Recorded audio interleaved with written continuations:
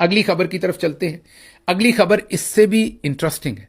खबर यह है कि एक बड़े पाकिस्तानी ताजर, हमारे पास उनका नाम भी है, वो पाकिस्तान के अंदर नहीं है, अमेरिका से पाकिस्तान गए, बहुत बड़े ताजर हैं, तकरीबन आप सभी उनको जानते हैं। सारा कारोबार उन्होंने अमेरिका में ही किया, टेक्नोलॉजी से रिलेटेड उनका कारोबार है, पूरी दुनिया में उनका तूती बोलता है। उनके ऊपर पहले कुछ बुरा वक्त भी रहा है, बहुत बुरा वक्त रहा है उनके ऊपर। बहरहाल उन्होंने बहुत ही ग्रेसफुली उस बुरे वक्त को गुजारा और जो उन पर इल्ज़ामात लगाए गए थे उसमें से बरी भी हुए और उन इल्ज़ामात के खिलाफ उन्होंने अपना भरपूर दिफा किया, अपनी रेजिलियंस दिखाई, अपना मेटल दिखाया और भरपूर तरीके से कामयाबी के साथ अपनी इज्जत को रिस्टोर भी किया। बहरहाल वो पाकिस्तान आ गए और पाकिस्तान लेकर आए वो कोई 25-30 मिलियन डॉलर कम अज कम, और वो उन्होंने वहां इन्वेस्ट किए।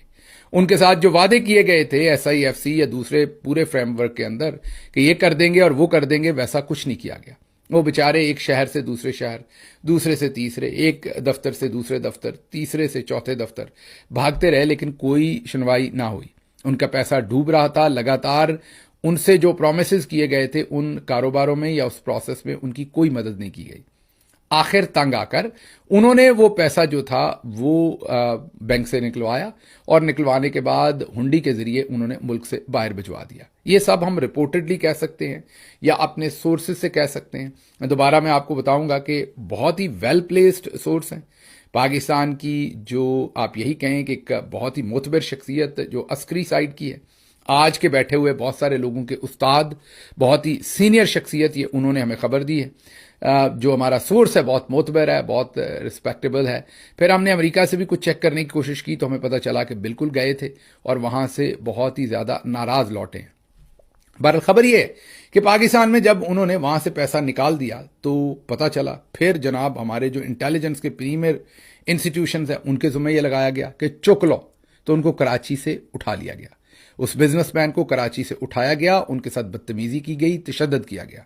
उन्हें कहा गया कि बताओ वो सारे पैसे किधर गए हैं जो तुमने निकलवाए थे बैंक से, जो उन्होंने पाकिस्तान के बैंक में उनका पैसा था जो उन्होंने निकाल के हुंडी हवाले के जरिए मुल्क से बाहर भेज दिया। उन्होंने कहा नहीं, मैंने तो बांट दिए, मैंने तो लोगों को देने थे, बांट दिए, मैंने इधर ही लोगों को खपा दिए पैसे।